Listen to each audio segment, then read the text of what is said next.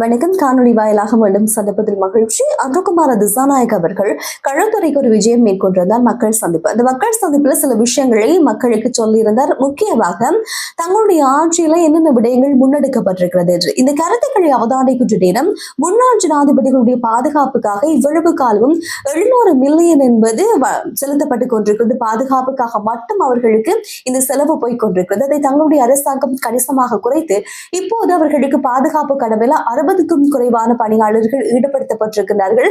இதுவும் தேவையில்லை என்றால் சொல்லுங்கள், அதையும் நாங்கள் குறைத்துக் கொள்வோம் என்பதாக ஒரு கருத்தை சொல்லியிருப்பார். இந்த விடயம் தொடர்பாக ஊடகங்கள்ல கொஞ்சம் சலசலப்பும் ஏற்பட்டது. ஒரு சில கருத்துக்கள் வெளியாகி கொண்டிருக்கின்ற நேரம் வெளியுறவு அமைச்சர் விஜித ஹேரத் அவர்கள் ஒரு தொலைக்காட்சி நிகழ்ச்சியில பங்கேற்றிருந்தார்.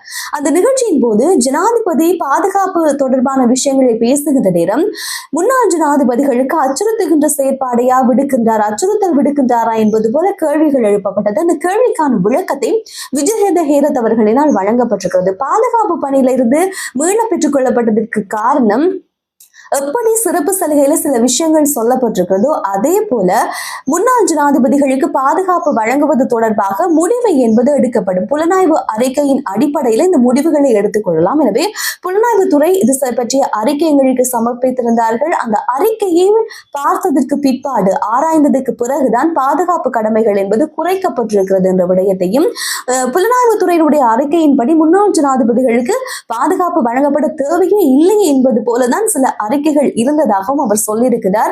எவ்வாறாக இருந்தாலும் இது சிறப்பு சலுகையின் அடிப்படையில் இருக்கின்ற பல விஷயங்கள் இப்போது கொஞ்சம் கொஞ்சமாக குறைக்கப்பட்டு வருகிறது என்பது முக்கியமான ஒரு விடயமாக இருக்கிறது. எனவே இப்போது அண்மைய நாட்களிலேயும் சில விடயங்கள் முன்னெடுக்கப்பட்டது. மிக முக்கியமாக முன்னாள் ஜனாதிபதிகளுக்கு வழங்கப்படுகின்ற இல்லங்களை திரும்ப பெற்றுக் கொள்வது தொடர்பான சில கருத்துக்களும் ஒரு பக்கமாக போய்கொண்டிருக்கிறது. எனவே இது கொஞ்சம் சலசலப்பை ஏற்படுத்தினாலும் இன்னொரு பக்கம் பார்க்கின்ற நேரம் மக்களுடைய வரிப்பணங்கள், மக்களுடைய பணங்கள் தேவையில்லாத விஷயங்களுக்கு செலவு போவதை கட்டுப்படுத்த வேண்டிய ஒரு இக்கட்டான சூழ்நிலையில இலங்கை இருக்கிறது என்பதும் ஒரு முக்கியமான விடயமாக இருக்கின்றது. அனுராதபுரம் ரம்பேவ பகுதியில் கடமையில் ஈடுபட்டிருந்த காவல்துறையினரோடு வாக்குவாதத்தில் ஈடுபட்டிருப்பதாக இப்போது நாடாளுமன்ற உறுப்பினர் ராமநாதன் அர்ச்சுனா அவர்கள் மீது சட்ட நடவடிக்கை எடுக்கப்பட போவதாக சொல்லப்பட்டிருக்கிறது. முக்கியமாக இன்றைய தினம் காலை வேளையில நாடாளுமன்றத்துக்கு சென்று கொண்டிருக்கின்ற தருணத்தில் தான் இந்த விடயம் அரங்கேறியிருக்கிறது.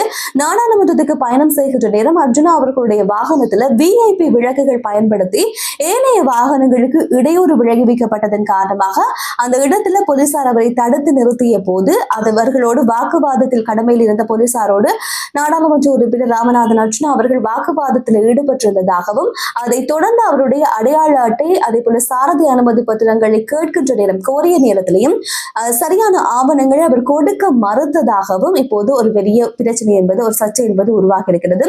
இந்த விடயம் தொடர்பாக தற்போது வெளியாக இருக்கின்ற செய்திகளின் அடிப்படையில் இந்த விஷயம் தொடர்பாக தற்போது ராமநாதன் அர்ச்சுனா அவர்கள் மீது விசாரணை என்பது தொடர்ச்சியாக முன்னெடுக்கப்பட போவதாக காவல்துறை தரப்பில் இருந்து அறிவிக்கப்பட்டிருக்கிறது. ஊழல் மோசடி செய்த ராஜபக்சர்கள் சட்டத்தின் பிடியிலிருந்து தப்பிக்கவே முடியாது என்று அமைச்சர் சுனில்குமார் ஹமகே அவர்கள் தெரிவித்திருக்கிறார்.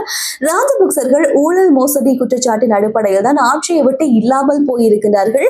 அவர்களை முற்றாக மக்கள் நிராகரித்து விட்டிருக்கிறார்கள். மீண்டும் ஒருமுறை அவர்களுக்கு ஆட்சி வழங்க மாட்டார்கள் என்பது போல சில கருத்தை சொல்லி வரலாறு காணாத அளவுக்கு தோல்வியை ராஜபக்ச தரப்பு என்பது சந்தித்திருக்கிறது. இதுக்கு காரணம் அவர்கள் சென்ற காலங்களில் செய்திருக்கக்கூடிய ஊழல் மோசடிகள் தான் இதற்கு காரணமாக அமைந்திருக்கிறது. எனவே இந்த சட்டத்தின் அடிப்படையில கண்டிப்பாக அவர்களுக்கு தண்டனை வழங்கப்படும். சட்டத்தின் பிடியிலிருந்து அவர்களால் தப்பிக்க முடியாது. அவர்கள் இழைத்திருக்கின்ற குற்றங்களை கேட்டது போல அவர்களுக்கு தண்டனை வழங்கப்படும். தேசிய மக்கள் சக்தியினுடைய ஆட்சியை பொறுத்தவரையில ஊழல் என்பதற்கு நாங்கள் கண்டிப்பாக இடமளிக்கவே மாட்டோம். எனவே ஊழல் மோசடி சார்ந்த விடயங்களுக்கு நாங்கள் முற்றுப்புள்ளி வைப்போம் என்ற விடயத்தை அவர் சொல்லியிருக்கின்ற நேரம் அடுத்த பக்கமாக அமைச்சர் நாமல் கருணாரத்ன அவர்கள் ஒரு விடயம் சொல்லியிருக்கிறார். அவர் சொன்ன விஷயங்கள்ல கொலை ஊழல் மோசடி செய்து நாட்டை அழைத்திருக்கக்கூடிய ராஜபக்ச தரப்பினருக்கு மீண்டும் மீள்வதற்கான வழியே கிடையாது என்பதாக ஒரு விடயத்தை சொல்லியிருக்கிறார். ராஜபக்சர்கள் அரசாங்கத்திலிருந்து முற்றாக தோற்கடிக்கப்பட்டு விட்டார்கள். மக்களால் அவர்கள் நிராகரிக்க விட்டார்கள். அதே நேரம் அவர்களுடைய கட்சியும் வீழ்ந்து விட்டது. இனி எழுவதற்கு வாய்ப்பே கிடையாது. அவர்களுடைய குடும்ப ஆட்சியும் இல்லாமல் ஆக்கப்பட்டிருக்கிறது. எனவே இனியொரு காலப்பகுதியில் அவர்கள் வருவதற்கான வாய்ப்பே கிடையாது. ஜனாதிபதி பிரதமர் பதவியை வகிக்க வேண்டும் என்று நாமல் ராஜபக்சவுக்கு ஆசை இருந்தது. ஆனால் இப்போது அவரால் சாதாரணமாக மக்களுடைய வாக்குகளை கூட பெற முடியாமல் போய் தேசிய பட்டியலில் இவர் நாடாளுமன்றத்துக்கு வந்திருக்கிறார். எனவே இந்த சூழ்நிலையில இதையெல்லாம் விட்டுவிட்டு வெட்கமில்லாமல் வீரவசனம் பேசிக்கொண்டு தெரிய வேண்டாம் என்பதாக சில கருத்துக்களை சொல்லியிருக்கிறார். சீனாவுக்கு சென்று வந்த ஜனாதிபதி அன்ருகுமார் திசாநாயக் அவர்களை விமர்சிக்க வேண்டாம் என்பதாக நாமல் ராஜபக்சவுக்கு சொல்லியிருக்கிறார். அவரை விமர்சிக்க உங்களுக்கு தகுதி இல்லை என்பது போல சில கருத்தை சொல்லியிருக்கிறார். அதே நேரம் அவருடைய தந்தை செய்திருக்கக்கூடிய ஊழல் குற்றச்சாட்டு, கொலை சார்ந்திருக்கின்ற விடயங்கள் எல்லாம் செய்ததுக்கு பிற்பாடு இப்போது நல்ல மனிதருக்கு வேடம் போட வேண்டாம் என்பதாக பல விமர்சனங்களை இப்போது ராஜபக்ச தரப்பினருக்கு தற்போதைய அரசாங்கம் சொல்லியிருக்கிறது. எப்படி இருந்தாலும் இந்த விமர்சனங்களையும் தாண்டி ஊழல் குற்றச்சாட்டு தொடர்பாக பல இடங்கள்ல தற்போதைய அரசாங்கம் பேசி இருக்கிறது. ஆனால் சரியான முறையில் அவர்களுக்கான தண்டனைகள் இல்லாவிட்டால் விசாரணைகள் என்பது முன்னெடுக்கப்படுகின்றதா, வேகமாக முன்னெடுக்கப்படுகிறதா என்று பார்த்தால் அது கொஞ்சம் தாமதமாகவே நிகழ்ந்து கொண்டிருக்கிறது என்பதுதான் இப்போது நடக்கக்கூடிய நிகழ்வுகளை அவதானிக்கின்ற நேரம் தெரிகின்றது.